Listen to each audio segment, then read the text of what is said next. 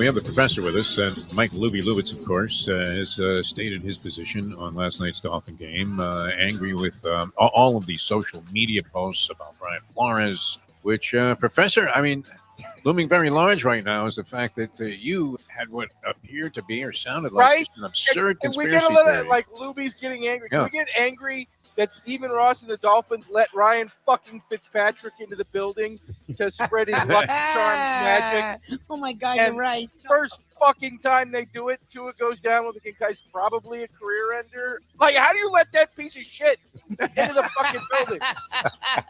Good for you, Ken. I didn't even think about that. The fucking cops arrest Tyreek Hill, but you let Ryan Fitzpatrick run around the city. Do your fucking job, Miami Dolphins. The minute that fucking Lucky Charms motherfucker showed up in the city, he should have been thrown in fucking prison.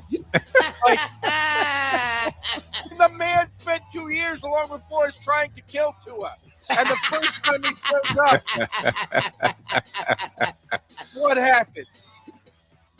The time. Wake up with Defo, joined by Lubie. Welcome to the Defo Show.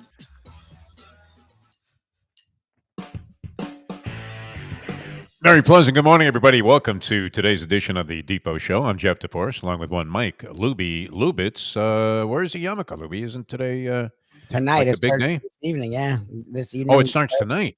Rosh Hashanah starts tonight, and then it's the next 2 days. And where does that leave you? What does that do to the I don't status rate- of the show? No, it never stopped. The show. When I didn't feel like getting out of bed this morning, I thought, well, geez, That's maybe true. Lubie's taking a day off because it's Rosh Hashanah. But Now, Rosh Hashanah was.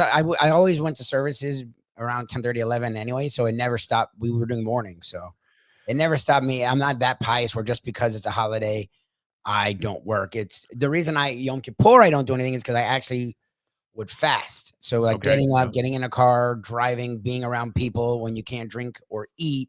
I had to blow by Dunkin' Donuts or It's Burger not King on your functional. way to Like I work. can Yeah. control myself. Like I've had to drive, I'll have to walk my dog, but like it's not like you do enough activity, you want to drink something. And yes, as lunatic as it is, because when it comes to religion, I don't even know where I stand these days outside of being a traditionalist and spiritual.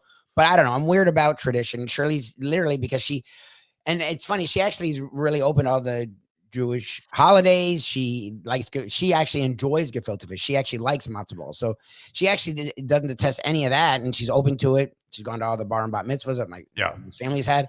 But my family is so bitter on Yom Kippur the last hour. Well, why are they so bitter? Oh, because of the We fast. don't eat and drink. So we are all together at a service. And then we rush back to my parents' house to do the break fast.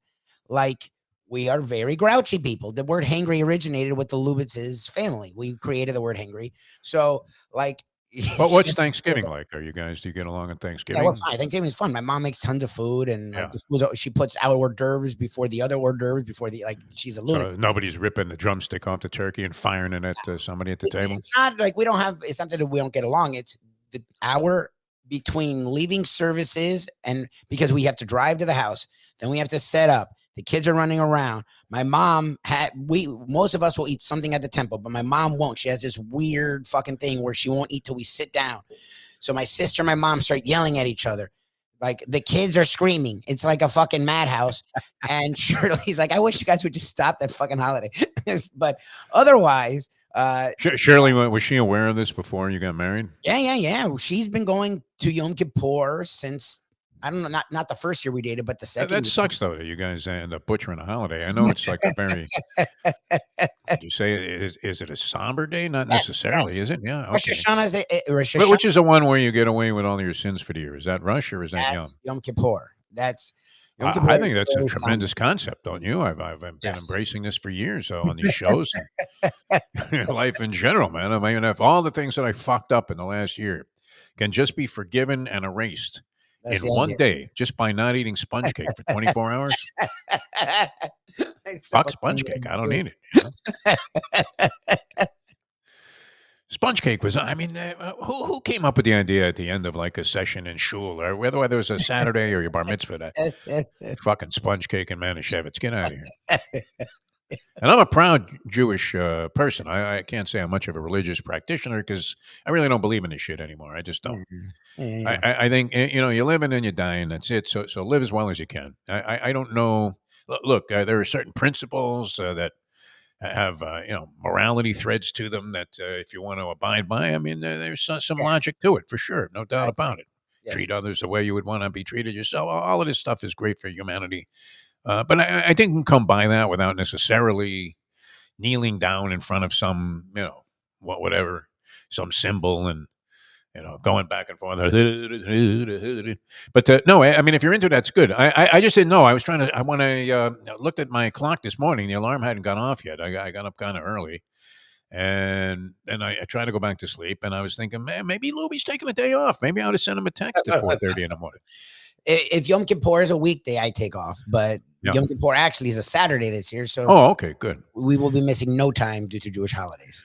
Is that Saturday, October 12th? It's a week from this Saturday. Oh, okay, good. So whatever the fuck it is, 11, 12. I'll be observing the holiday at the Funky Biscuit. Nice. Well, yeah, New Orleans suspects in town. Got the sign right behind me there. It's worth celebrating. All right, good to be with you guys. So many things happening and a lot to try and contemplate here on the show. We did have the baseball playoffs get underway yesterday. That was great. I believe we discussed this on the show about taking a shot with the Detroit Tigers over the Houston Astros plus 120. You did, yes. And there was logic behind that. It wasn't quite the logic that this guy, Sean Trippetti, was using in Action Sports. And I can't say that he was way off on this because the final score was 1-0 in the Kansas City-Baltimore game. But many people feel that the Birds have a legitimate chance to win the entire Major League Baseball championship and go all the way through to the World Series. And now they find themselves in a very precarious and tenuous position. They'll be down 1-0 with the other team, in this case, the Kansas City Royals, kind of an upstart team. Did you think anything of the Royals going into the season? I did not. No. Never gave them consideration. I don't think I've paid any attention to the Royals since Brett and Chris Chambliss were gone. No, I know they didn't they win a World Series or they? Yes, they did. Not that long ago. So I know. In our early days of Defo Radio, I remember them actually weirdly having like 2 or 3 years where they were competitive, and I think did win a World Series, and then the year before or year after were in it or in a ALCS. But yeah, my whole life outside of George Brett, they have been abysmal. And you make the joke, but it's true. Even into my life, they were like the Yankees fucking farm system. Like that way back, yeah. Or the A's or whatever. Kansas City A's. That was a joke what Charlie Finley was doing. I don't remember all of the details of the Roger Maris trade, but I believe it included Joe DeMaestri. That was like the caliber of player that the Yankees shipped to Kansas City. And they got Roger Maris, who hadn't really established himself. I mean, sometimes you see a trade and the guy really breaks free and establishes himself, blossoms with the new team. And you couldn't necessarily – you know who you could have said that about, Lubie? This turned out to be one of the worst trades in baseball history. Often referenced in this capacity and in these parameters. Lou Brock for Ernie Broglio, Chicago Cubs, St. Louis Cardinals. Ernie Broglio was a 20-game winner with the Cardinals the previous year. Lou Brock, I want to say, was like a 260 hitter or something. He had this. I mean, people saw the talent, but I don't know that they thought that he was going to emerge into this Hall of Fame superstar that he did. And one of my favorite, if not my favorite player of all time on a team that was not in my home city. Because, I mean, growing up as a Yankee fan, naturally, you loved the Mick. I loved Roger Maris, Whitey Ford, all of those players that were the part of the team and the big central focus of the team back in those days. But, over the years, look, certainly there have been better players. It's just, Kansas City used to ship virtually everybody. They had a couple of other deals that were atrocious, very lopsided in favor of the New York Yankees. That, for years. Like even I grew up hearing that. Yeah. But then they became a powerhouse there. They remember the farm boy, Mark Littell, came out of the bullpen. This guy was bringing it. This was before everybody had 6 guys out of the bullpen that could throw at 98 miles an hour. Goose was a rarity, right? I mean, Mark Littell, was it Littell? I think so. He was a farm boy. That was his nickname.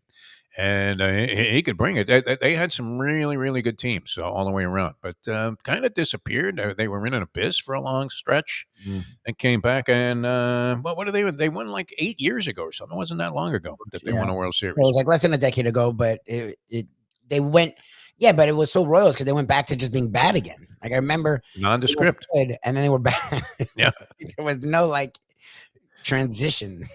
They had Corbin Burns going yesterday, so they had the race out there, and that was Yep. one of the acquisitions in the offseason. It turned out to be very, I mean, it was a great move by the Baltimore Orioles to shore up their rotation and make this guy their ace. Yeah, I mean, they find themselves in a very tenuous turf, Lubie, down 1-0. Now they have all 3 games at home. That's one of the big advantages of being the higher seed in the wild card round. All 3 games at home, and yet you would have to think a rather large percentage of the game 1 winners across this new format, which is relatively new as well. But I guess the new format would be relatively new. Lubie, there you go. That's brilliant stuff. Boy, I'm off to a rocket start here this morning. And What it the was fuck am I talking about? 2016, so it was 9 years ago. They won the World Series 9 years Okay, ago. that was pretty close there. You nailed it. Yeah. Not bad. But yeah, they lose 1-0. Detroit comes out on top. I mean, if I told you I would give you Cy Young in his prime, entering his prime, maybe not even in his prime, just on the precipice of about to be entering his prime, I could dig him up from the grave and I would throw him out there on the mound for a 1-game proposition. I mean, that answers. People always ask us, hey, well, if you had 1 game, who would you want a quarterback? 100%. Yep. If you had to win 1 game all time. Would you want to pitch? Would you want to throw? Thinking I'd probably throw Cy Young out there. No, I mean, if I could, Koufax, I was never mind. Koufax, from what I grew up hearing about Koufax was great. He was just Gibson was great. Him and Gibson are the two that pitcher batters for different reasons were very scared of. And then also don't forget Tom Terrific. Don't Randy forget Tommy Seaver. In my era, Randy Johnson, Pedro Martinez.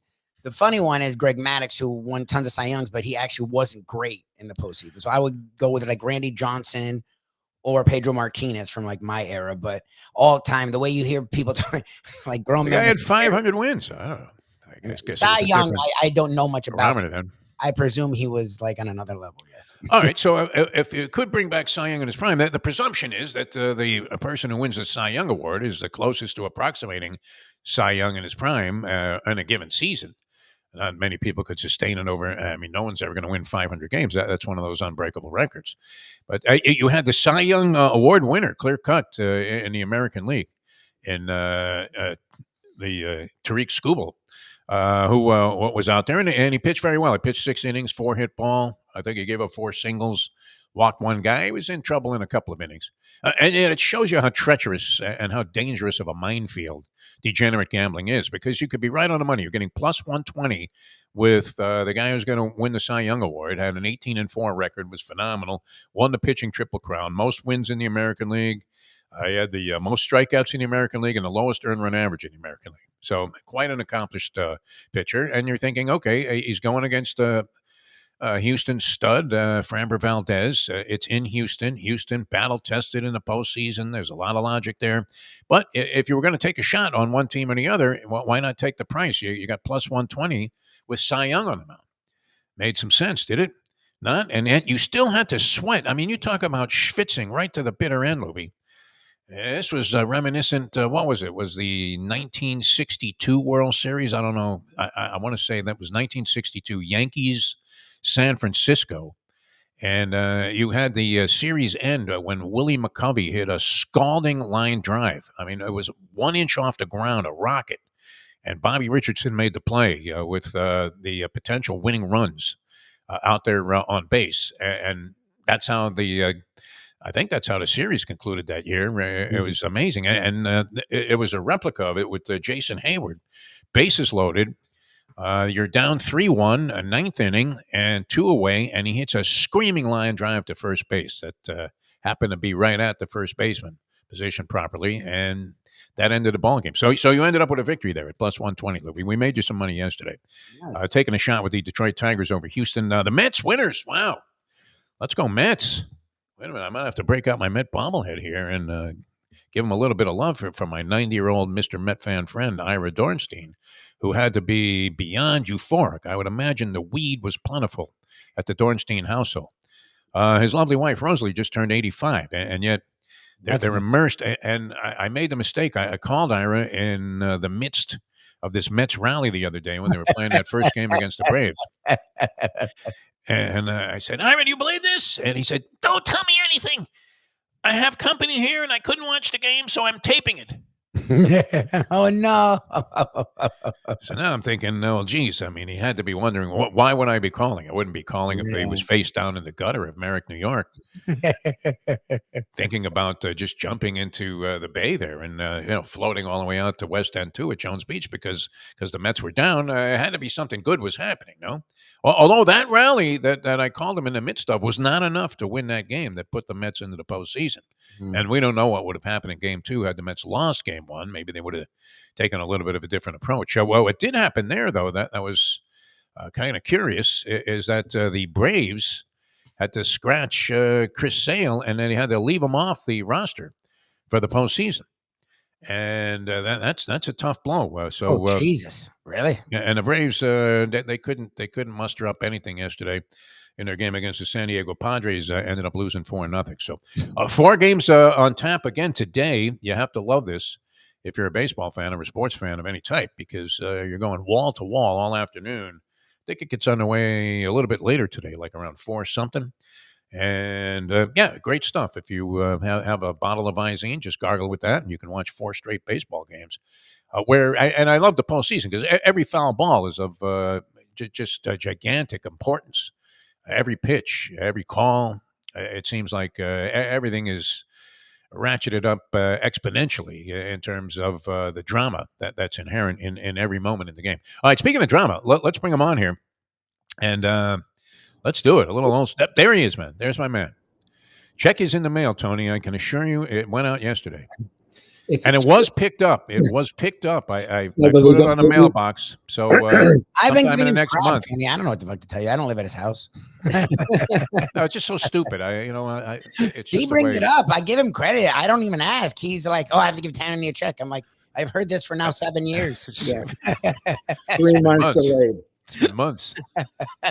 3 months delayed. He remembers. Like he's not the guy that's like hoping you don't. No, I don't. I mean, Tony, look, He brings it up. You earn every penny of this money. I mean, you're adding an element of dignity and class to the program that we couldn't even dream of conjuring up.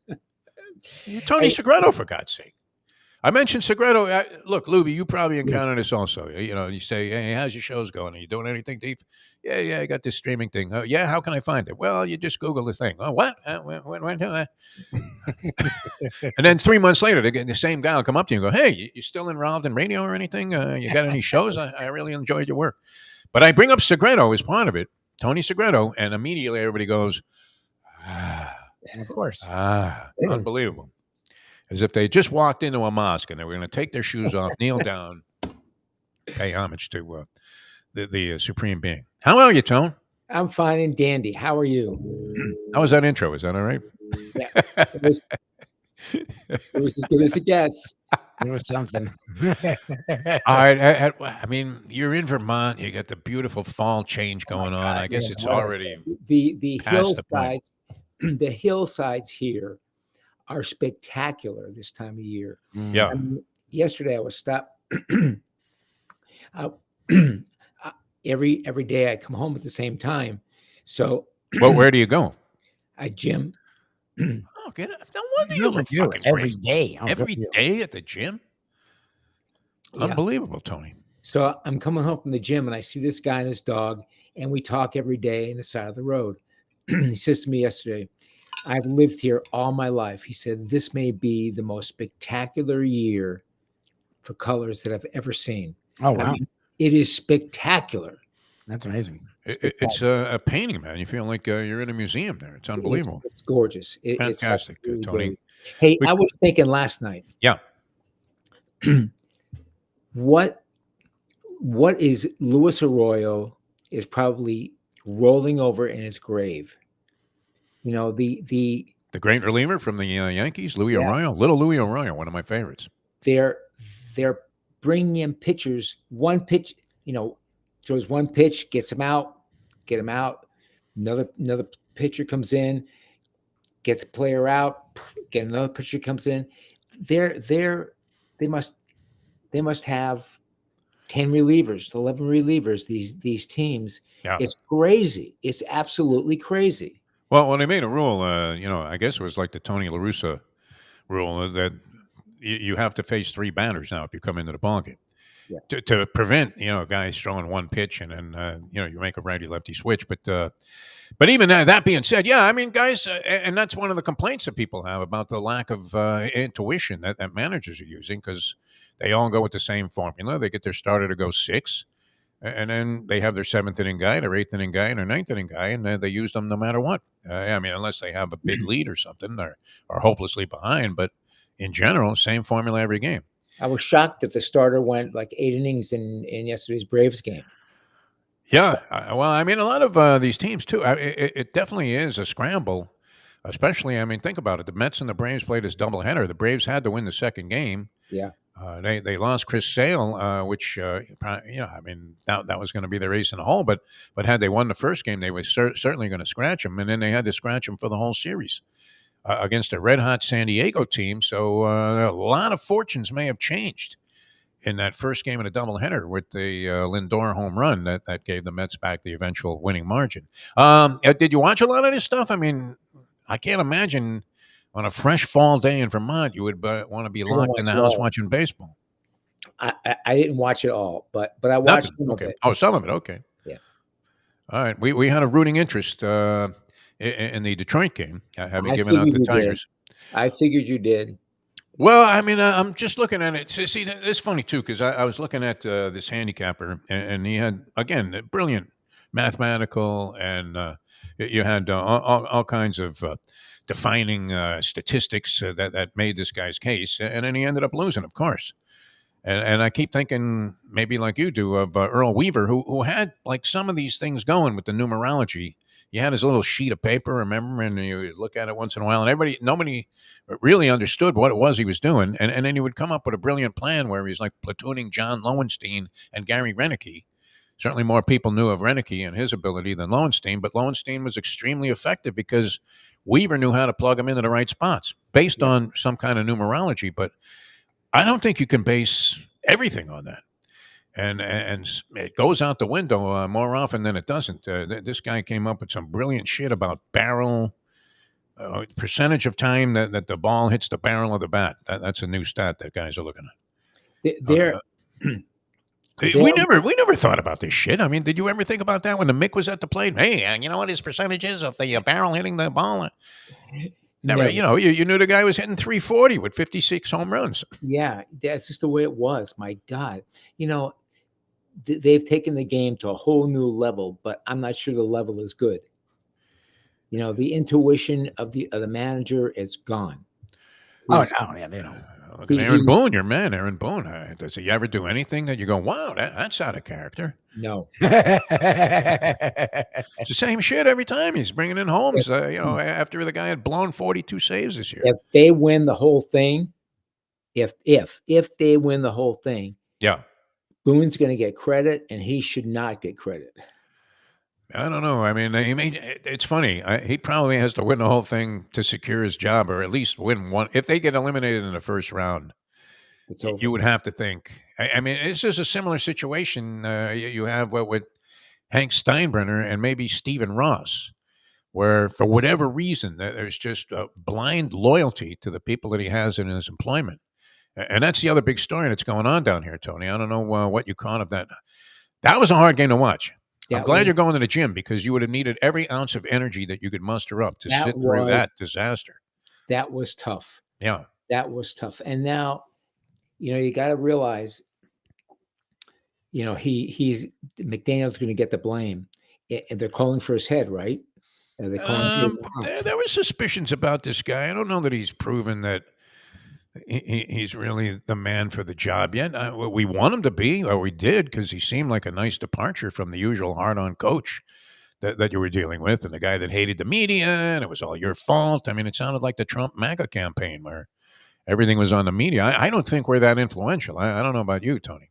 No, I don't think we're influential at all. We're changing the outcome of games. I don't think we're responsible for that. Yeah. Lubie, what do you think? What do I? Oh God. I liked the hire at the beginning. I like the idea of him, young guy who is open to a new way of football and this and that. But like the guru genius stuff, like we haven't seen it on the field.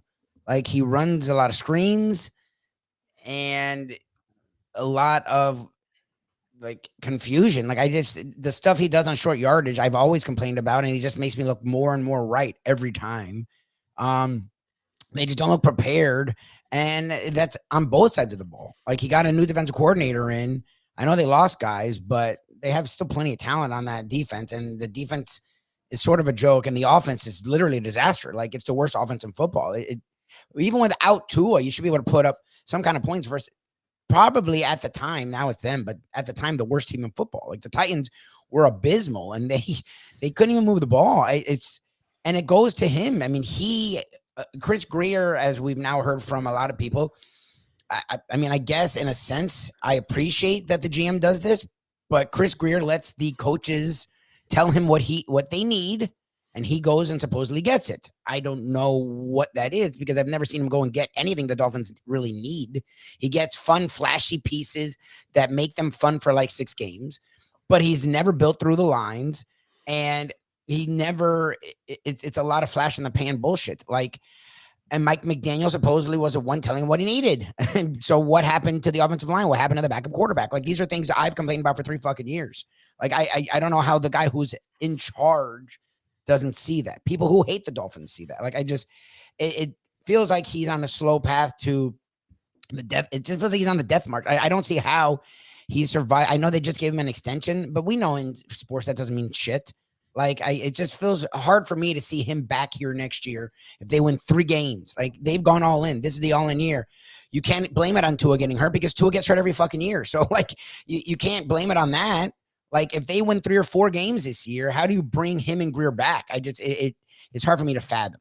You can't. And Belichick's sitting out there. Oh, Belichick. You with Belichick. I don't think they'll go in that direction. No, Belichick feels like the Giants. They have a handshake deal or something like that. I don't think so. There was always talk. I mean, I used to get a kick out of it. Every job that opened up, somebody would say, even 20 years after he retired, that Bill Cowher was going to be a candidate for the job. And that's going to be, I think, the case with Belichick. Although I wouldn't mind having Belichick as a coach, but he is what, like 70-something years old? Yeah. I don't know that the NFL is inclined to go in that direction. I don't mind a new young guy. We've been crying about that forever, right, Tony? Yeah. How many shows did you do where people were saying, "Well, geez, it's the same old guys. They keep recycling." Tua's too old, and this guy's too old. Well, I mean, talking about coaches, where you just never saw any change, and that was part of the thing about the Rooney Rule that was so comical was that, it was the same old tired white guys that kept getting the job, and then everything shifted in another direction. I don't know if it started with Sean McVay or prior to that, but all of a sudden there was this obsession with getting the hot new young guy that had like 2 years as an offensive coordinator.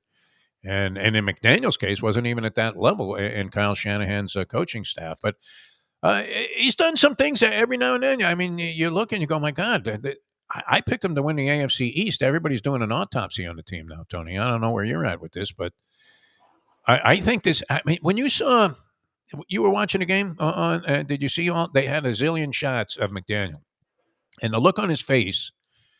I was trying to think, what it really would have a parallel to. And it's the same look you had. So you wouldn't be able to relate to this or Lubie, but you've probably seen it depicted on TV or in movies. When you've done the last line of cocaine, that was part of a very large pile. And he had that look on his face of, what? We're out of blow? What time is it? Call somebody. And then you start looking around and thinking, well, maybe I dropped a little piece in the carpet here. So you got a big straw to your shag carpet. It just looks lost. But it didn't look like a guy that was going to say, okay, I got this. On the 4th and 1, when Tyreek Hill, when you're in reverse 3 yards behind the line and Hill went backwards. Can you believe that? They cut to him. He just looks stunned. It's like, dude, what are you shocked? He had that look on his face, didn't he? Like literally like a guy that just got sentenced for something he didn't do. Yes. That I don't see Shula ever having a look like that. No. Watching the Dolphins go down, and they're only down 6 fucking points. Tony. Yeah, it was a game. Not like the Titans suck. Do something. I've seen Shula have a couple of times have looks like that. Like lost? That? Never. I never saw Shula. Frustrated. Yeah. Pissed. Lost. Because look, Oliver not... Dottie would let some shit. Like the Bills would score some crazy ass touchdowns, and Oliver Dottie had that look I think 100% of the time. Yes, But that Don is true. Shula, I don't remember him looking, even at the end when people are like, football's passing by. My problem was he never looked lost. He just looked annoyed and frustrated. Yeah. And it's almost sad. Because he was thinking, why did I keep Oliver Donegal? Exactly. I love the guy, but Gary Stevens at the late years. Like, can't make chicken salad out of chicken shit. That was But- Gary Stevens. he didn't look lost. Like Mike McDaniel, I think that's all the time now. Like he just looks lost. That was the most, pronounced I've ever seen it. Yeah. Where, they kept flashing to him and his eyes. He really did. He looked like a guy that was strung out on coke that just ran out of the He looked so substance. lost, and the team looked lost. And Yep. But wouldn't you at some point? I mean, you're a head coach. I know they don't do this as much anymore. But one thing and we were talking about this. I always like this about Belichick. Okay, and a lot of people hate Belichick. Whatever, I don't. But you would see him drawing up a play in the fucking dirt. yeah, It was involvement. You're thinking, okay, this guy's thinking about what can I do to turn this around. And so I think in 2 games in a row, whether they're just maybe we badly overrated their talent, but 2 games in a row, they seemed extremely unprepared to deal with the circumstances that they were presented with, which is backup quarterback in there, and you're going to have to try a few things, but they did stay in the game. I just don't know why this guy is incapable of pulling off something where once in a while in these positions he comes out on top. He seems to always lose in these spots. you talk about drawing plays up. Marino, Clayton, and Duper used to draw plays up in the huddle sometimes when game was on the line. Yeah, and they went, leave it to us. And they talked about crosses and jets and all this other stuff. And they drew it in the sand, in the dirt. And I didn't see McDaniel with any reaction to that. No. Well, and that's the other thing is coaches like, look, even it's not like Andy Reid's going over to the offensive line, but like you see him talking to Mahomes, you see him talking to the receivers, you see him talking to the coordinators.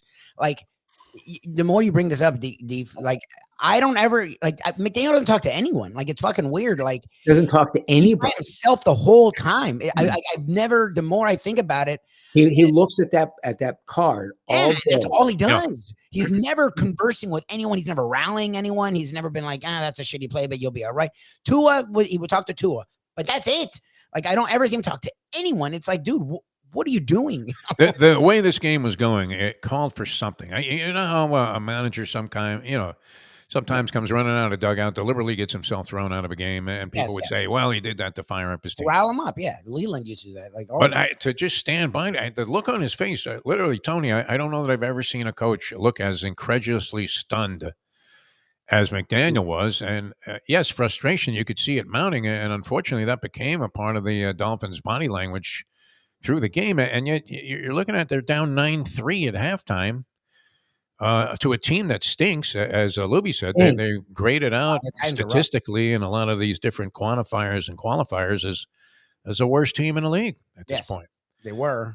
You have to think, okay, I'm going to do something here, and we're going to put a touchdown on the board, take the lead in this game, and we're not going to let these guys off the mat after that.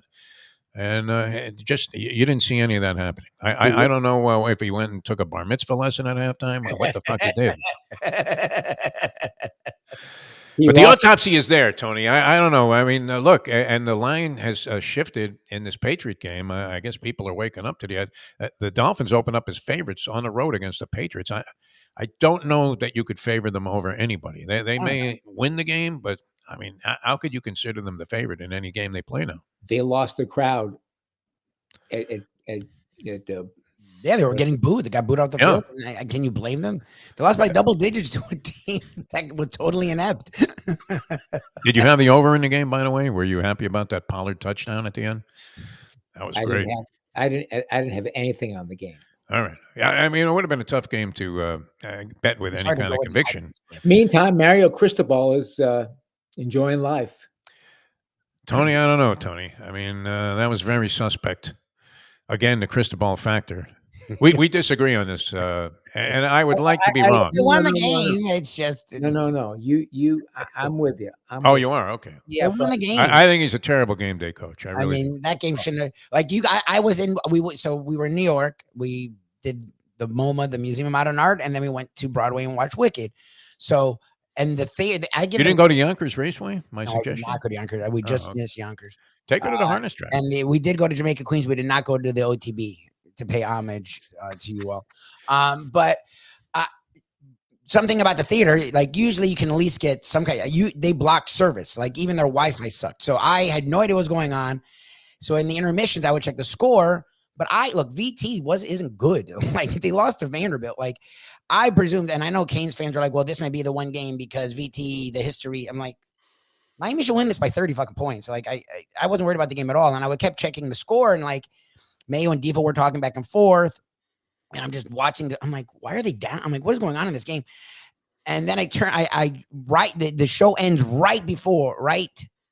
actually it just happened right after the play happened. And I turn it on to them replaying that fucking play. And I'm like, oh, because that's what it was. I could see the score, and I'm like, okay. I'm like, VT's not scoring here. There's like, what was it? 4 seconds from the 30. I'm like, I know Cristobal, but this isn't even going to be close. You'll bat it down. Miami will win. I don't know why it was that close. And then I'm like, I turned on the game and they're reviewing this fucking play. And I'm like, did it really come down to a fucking Hail Mary that really is questionable in the sense that the catch probably wasn't a catch, but in any other world, once they called that what they called it, I've never seen them overturn it. It was way too fucking weird to go against whatever you called on the field, you just had to go with. Even if the 12 Miami fans that were there would have been pissed. Like, even if it wasn't a catch, that was so fucking, the replay showed nothing. The replay showed a guy having it, then a guy fighting it, but he was out of bounds. It was like, this game came down to that? It's like, oh, Jesus. Like, this game should not have come down to that. Yeah. Like, Lee Harvey Oswald's name was mentioned during the replay. I mean, it was a Zapruder plus. Yeah, they Zapruded the shit out of that play. If Terry Porter is the official, he would have come running across the field and ensured everybody it was a touchdown. I don't know, Tony. Very suspect. I'm looking at the beginning of and this is another thing with Mike McDaniel and all of these coaches. Oh, Norvell, you don't have to tell me. How do you come out of the chute is always something to consider.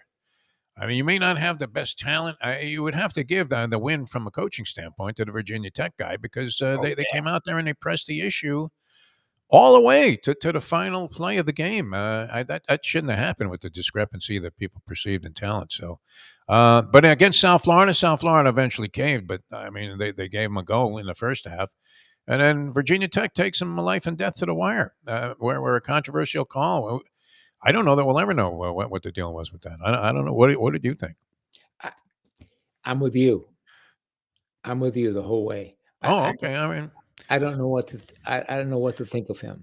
You got to worry about this California game. They're not that good. I have a friend that follows them very closely, knows their head coach. So they'll be fine. Says, you know what? Even though they were like 3-0 going into that game against FSU, they were nothing special, as we saw, because they lost to FSU. FSU's a disaster. So, I'm not sure. I mean, like Lubie's been saying all year with the Kings. Their schedule's weak. Are we getting a real barometer? I mean, yeah. He'll look better and they'll win games, but it's Cam Ward Ward in that game had multiple turnovers.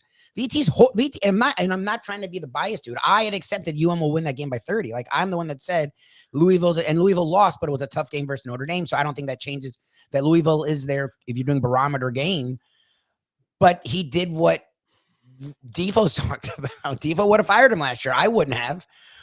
But to me, and that's the concern for them is, yes, the cake games, they'll win big. He's done. I wish Norvell recruited like Cristobal, because I think Norvell would coach the players in the way Cristobal can't. But he's still Cristobal. Like, when the games are close, it's not about the coordinator or the fucking transfer quarterback. It's about the head coach making the right calls to end a game, not win by your ass. End the game. End it. Once they got that lead, there's no way they had 30 seconds. And they had a minute. They did like 2 plays in like a minute. It was the worst clock management ever. That shouldn't have come down to a fucking Hail Mary. Like, how does that even but that is so Cristobal. Like, so routine. Yes. What you do with him, because he's a great recruiter. They'll beat the shitty teams. They'll beat the marginal teams. But when they play, for anyone watching Clemson right now, believe me, if we lose by 25, that's a fucking win. Clemson, I don't know if they're back, but that defense is the best. Like, if you watch the teams right now, it's the best defense in the country by a lot. Like, that defense is fucking scary. Like, you can't tell me that team that I've seen play way better competition and annihilate them is better than UM, is worse. Like, UM's not better than them. Like, people are still doing that, and that's fine because Kim Ward's fun. But come on, watch the two teams play. And Dabo, I think, has lost a step. But I'll tell you right now, he hasn't playing hard. Like, that Clemson team, that defense is fucking scary. Miami doesn't have any aspect that's scary. The offense at times is really good. But it also, at times, it's struggling to run the ball. It's supposed to have one of the best offensive lines in college football. It's struggling to run, and it has a good passing attack. So you can't even put what's happening to FSU shit. FSU can't do anything on offense. Fine, that makes it tough to run. They're throwing it around the goddamn field. Like, you should be able to run it down people's throats to end games. And they're struggling to run. It's just Cristobal's imprint is going to be on the team. I don't know what that means long term. Like, I think they'll beat shitty teams. Will they, like, winning the ACC, winning a playoff game? Like, come on. Like, you can't tell me this team's better than Clemson. Like, eventually they're going to have to play them. If they get in the playoffs, and they will, because they'll win the ACC. Yeah. I think they'll probably lose. I think they're going to lose to Clemson in the ACC championship, but they would have like one loss or two losses at that point. So they may make the playoffs. Yes. If they get the playoffs, they'll lose first round. I think they get drubbed. This is Tony Segreto. No. What is that rare, pure air done? It's giving you a level of clarity that you couldn't possibly have shown here when you were broadcasting Canes games. Sonny Hirsch is rolling over in his grave. Probably looking at both of us at this point, but you, Tony Segreto. All right, well, it's a very honest approach. I don't know. I mean, I see weaker teams hanging in there. Unfortunately, the Cristobal factor overshadows a couple of really good stories. We mentioned, I love this kid Restrepo. I mean, the catch he makes on a fourth down on his back, please. Otherwise, Mario might have lost that game. Think about that. They lose the game if this guy doesn't come through with a catch while he's lying on his back. And, you would have to think that since he was able to make that catch lying on his back, that had he stayed on his feet, that pass would have been incomplete. Yep. So, Cristobal has a little bit of just absolute blind luck, but he also has Cam Ward and this kid Restrepo, who are writing a pretty good story this year. Yeah. Cam Ward may save his ass. No, he will. He has already. What are you talking about? They wouldn't win these games with any other quarter. I mean, it's pretty incredible. All right, so good. We managed to tarnish a good story, a 5-0 Canes start. No, they're a good team. They're a top 10 team. They're a good team. They just, I just don't see them beating other good teams. Like, I don't. So we'll see. All right. On the road this week against California. The Dolphins on the road against the Patriots. That's happening. I don't know if, Lubie, I was curious to get your thoughts on this because I know you hate the New York Knicks. Hey, but I thought that was a good trade. I know they gave up DiVincenzo, who was a player with a lot of promise, but he was sort of up and down. He would have like 32 points one night, 6 the next. Not for lack of effort on his own part, but he just wasn't a consistent high-scoring force. Didn't have to be, but came in, did his job. Credible player. Julius Randle, a player that showed a lot of potential, but's hurt a lot. And they give that up and a first-round pick for Karl Anthony Towns. I like Towns. I don't know. A lot of people don't. I don't know. I think that puts the Knicks in a much better position in spite of the fact they gave up a lot to get this guy. Look, Towns, if you look at him 2-3 years ago, he had sort of fallen off the radar because he has a head case like the guy is. I mean, you can't have the history he has and not admit that he is sort of a diva. He's sort of lazy. Like all the stuff Jimmy Butler was bitching about when he was in Minnesota was about Towns. Like he doesn't take things seriously. Did he shake that off this year, though? I think he showed more. Yeah. This year, it was clear it was Anthony Edwards' team. You didn't see him get in the way, even though he's the bigger veteran and he has a big contract and he's made all-star games. Like, you saw him sort of willing to let the kid who's clearly one of the shining lights of the NBA shine. So, like, and they were good and they did get past the team I thought would win the title. And they did play really competitive in the playoffs. So I thought they were going to be taking another step. So for the Knicks,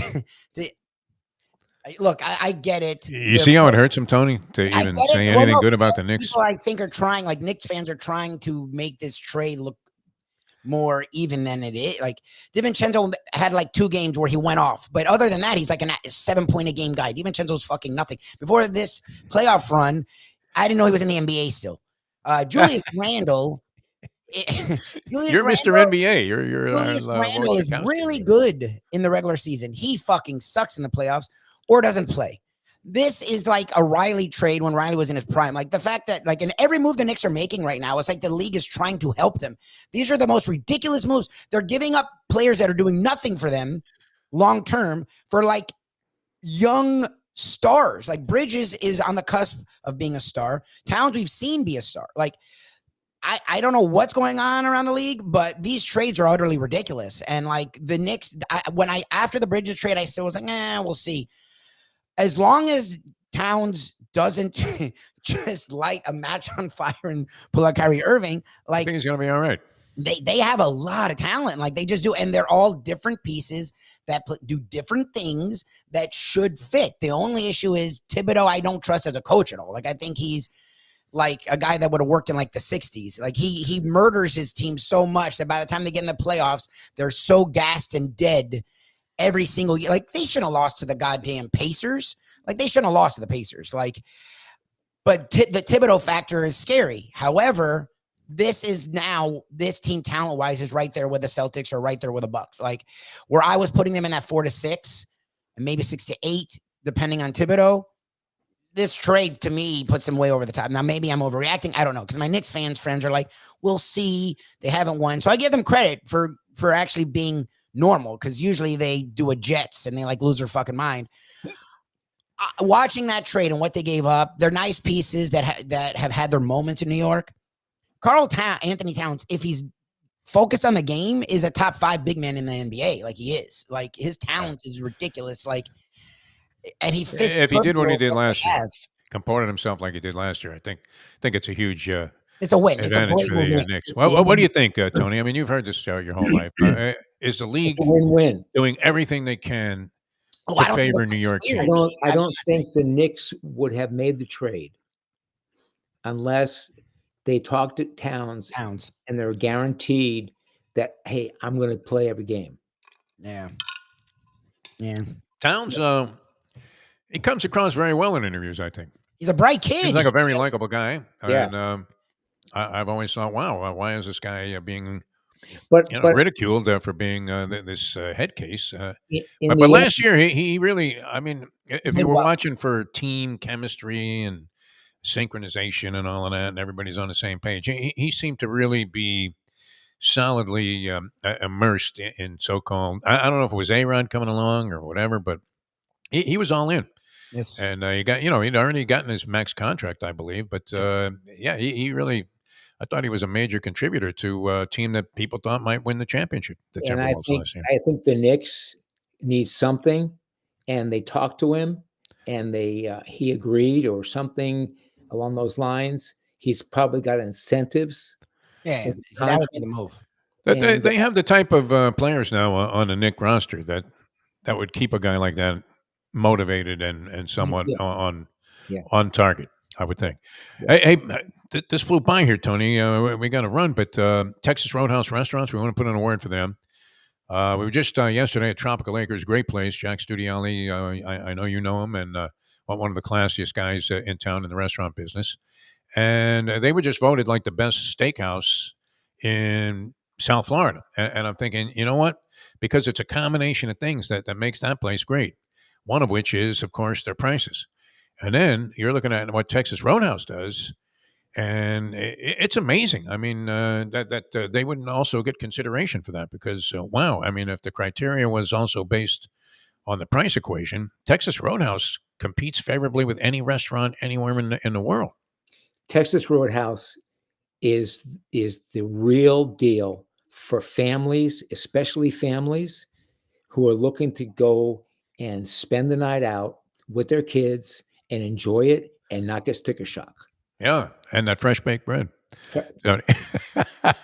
You can just smell it all the way there in the hills of Vermont. Tony, you have a great one, man. We love you. And thanks so much for joining us, as always. Checks in the mail. It literally is. And if it doesn't get there by Christmas, give me a call. All right. Mail isn't what it used to be. You know what? I mean, they're going under. They're in the red. Yeah. They're delivering like packages on a Sunday, but you can't get like, a common letter in less than 7 days. All right. Thanks, Tony. Appreciate it. Thank you, guys. Always Bye-bye. great. Tony Segreto, ladies and gentlemen. What's a scoop on Scoop? Are we? He's trying, but he's in a hotel, and I don't think the internet's great. So I think we're gonna bag Scoop. We ended up talking a lot of Dolphins and Canes, which was my point for him. So, there he is. He's there now. Let's. Okay. Let's just go right to him. Oh, wow! Look how handsome this guy is on the road. He's not having the greatest internet. So where are you? Are you in Nassau or something? Following the heat? What's happening? How are you, Scoop? Can you hear us? I am. Yeah,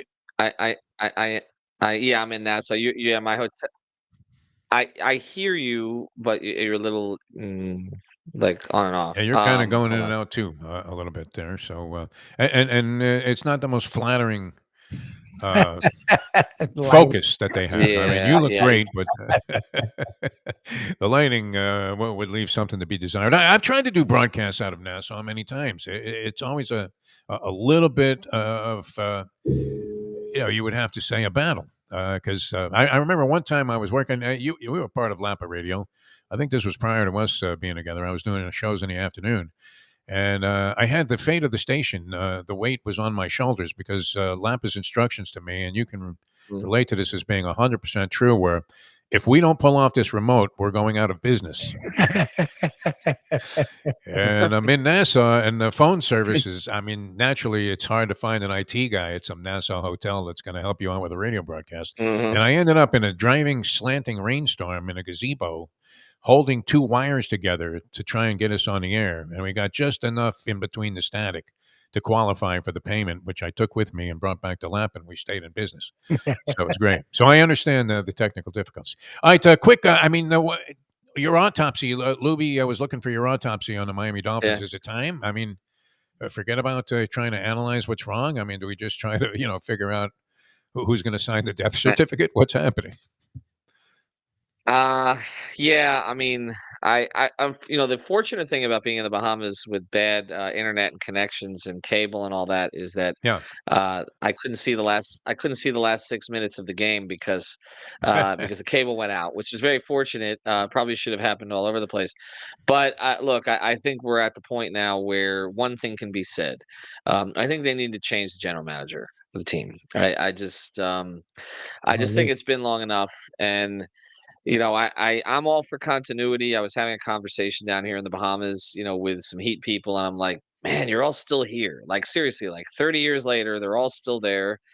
For everybody from the PR staff to the broadcasting team to the head coach to the general manager to the owner to the team president, they're all the same damn people the last 30 years. Like, nobody new ever comes in, nobody ever leaves. So I'm all for continuity when you're good. Yeah. Like that's the thing. Like being good leads to continuity and vice versa. I get it, but like Chris Greer's been here forever, and these were not things that were difficult to predict, I guess. I mean, we talked before the season. Pretty much every Dolphins episode I did, I said they got to protect themselves better at the quarterback position. They just have to. You cannot trust Tua to play 17 games, and again, he just did it, and that was against all odds. We talked about how miraculous it was. It's like banking on it again. Like you're hitting on 17 two straight times. Like you're not there's not another 4 in that deck.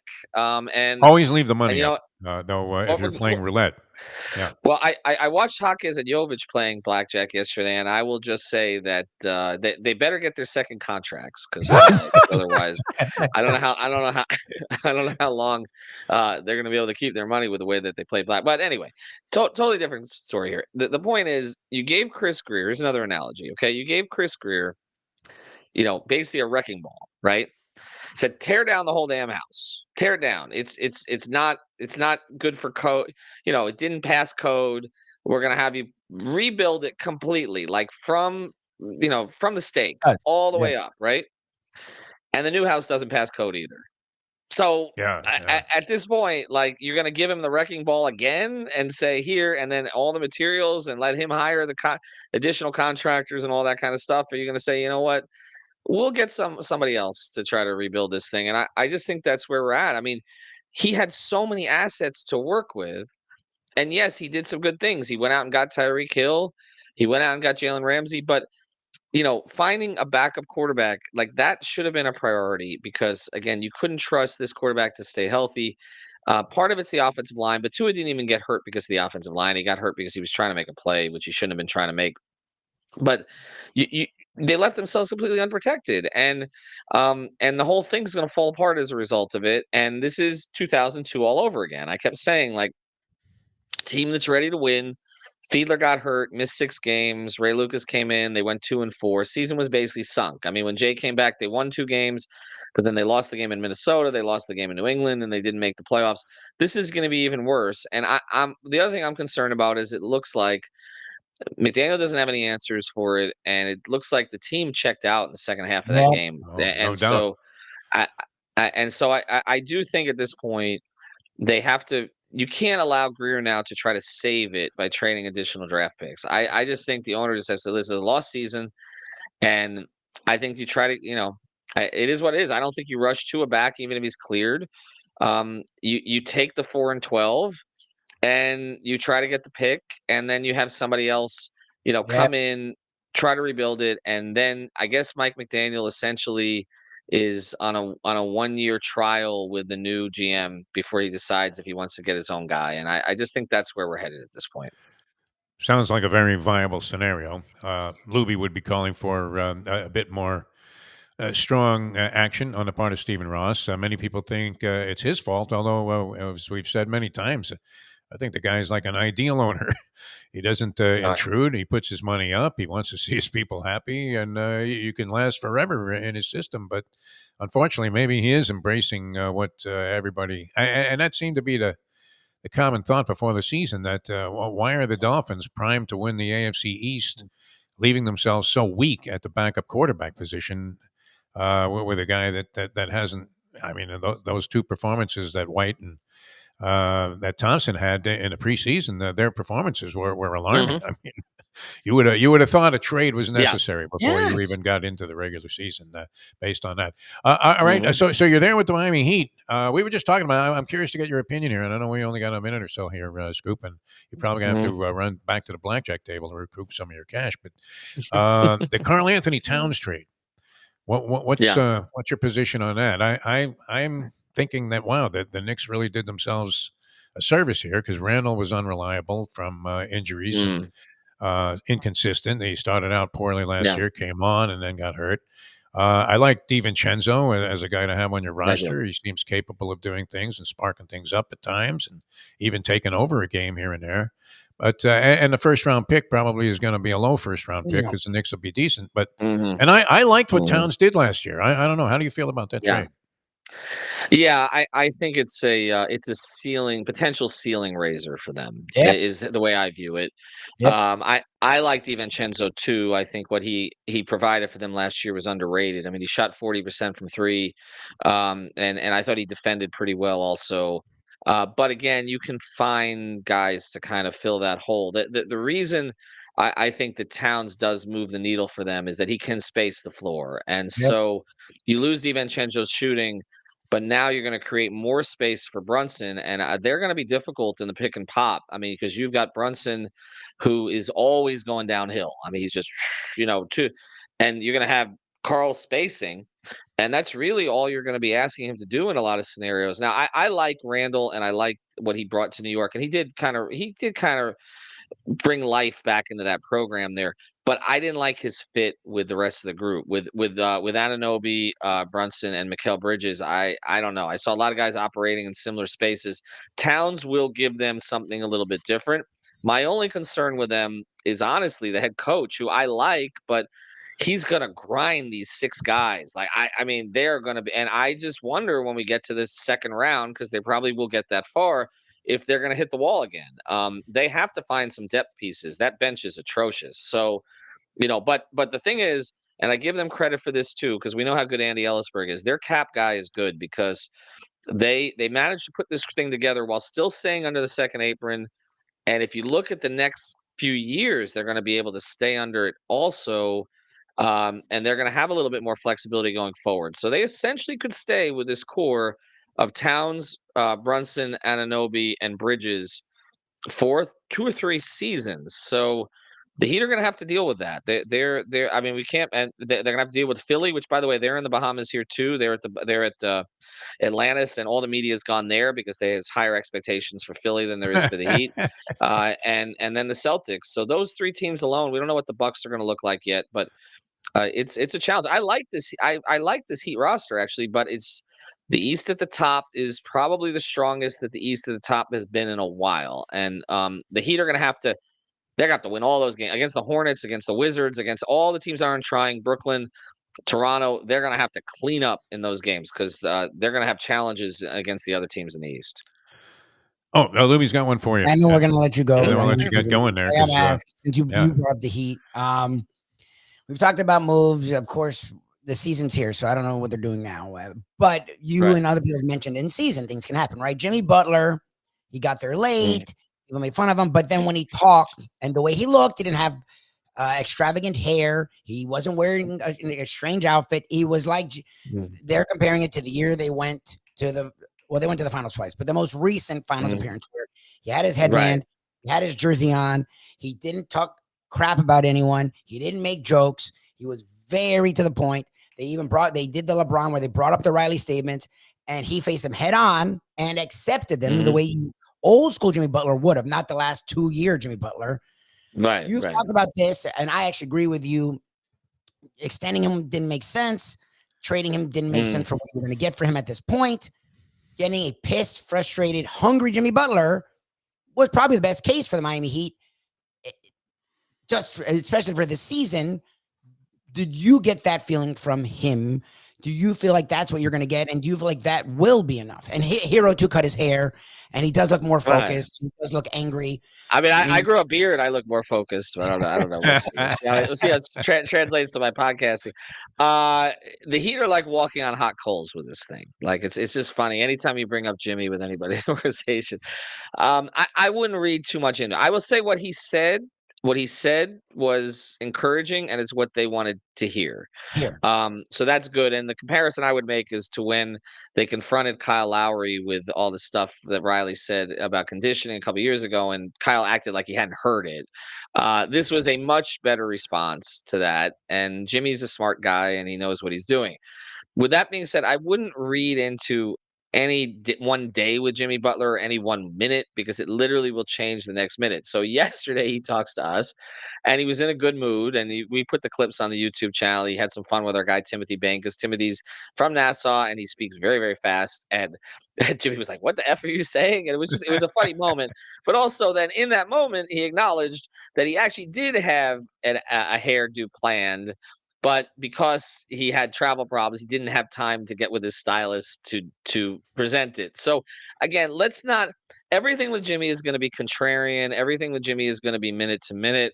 I wouldn't read in too much into anything that happens with him until we see him on the court. They just want to see him on the court.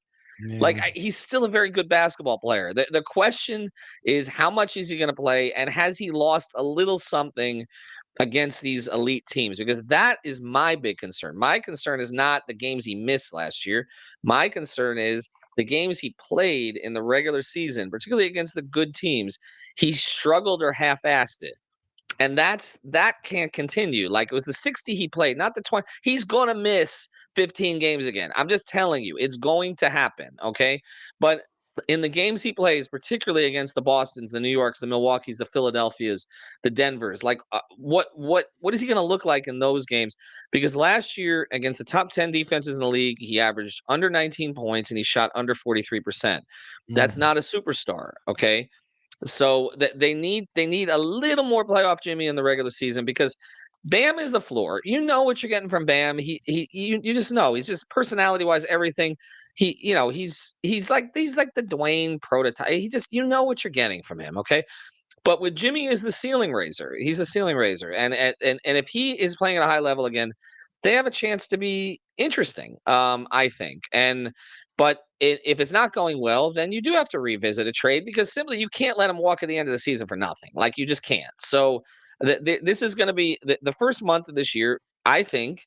And now that the Dolphins don't exist anymore, And the Marlins, well, I'm talking about the Marlins. The Panthers, obviously, people pay attention to, and the Canes. But the first month of the season, I do think that the Heat are worth watching because it's going to choose their direction, I think. And whether or not they decide, okay, listen, it's just time to pivot with Bam, Jovic, Jaquez, and that young group. Maybe Tyler's part of it, maybe he's not. But I don't think I don't think that they can just ride it out to 42-40 with an unhappy Jimmy Butler and figure it out after the year. I do think if that's the way this thing is going, that I think in January and February we're going to have some interesting conversations. All right. I hope you're on expense account there, Scoop. Because no, it's my expense account. The problem is, Defo, when you run your own business, you have to check with the boss. Yeah. Yes. How are your casino comps? Because the drinks there are like 30 a whack. Because literally one of the reasons nobody's here, the Baja Mar, $4.31 a night at the Baja Mar. That's why I'm in bad internet at the Courtyard. That's $4.30. We don't have the Heat didn't have the FTX money to help defer the cost this time. That's legitimately the reason. 2 years ago, FTX paid for half of our hotels. Anyway, nice. I don't want to. All right. Well, I'll end up getting. All right, we love you, Scoop. I wish you would do a little research and come up with some stats to back up your theories here. Thanks so much for being with us, Scoop Skolnick, ladies and gentlemen. All right, I got to run today. Mike Mayo's lunchbox, 1:00. Yes. And then I will see you guys along with Mike Lubie Lubitz as we celebrate Rosh Hashanah tomorrow. Yes. Here on the program. All right. Thanks, Lubie. Thanks to Tony Segreto for joining us, Texas Roadhouse Restaurants. For everybody connected with the show here, I'm Jeff DeForest. We'll see you next time. As we leave you now that. The time. It's 9:08. Let's go to eat a damn snack.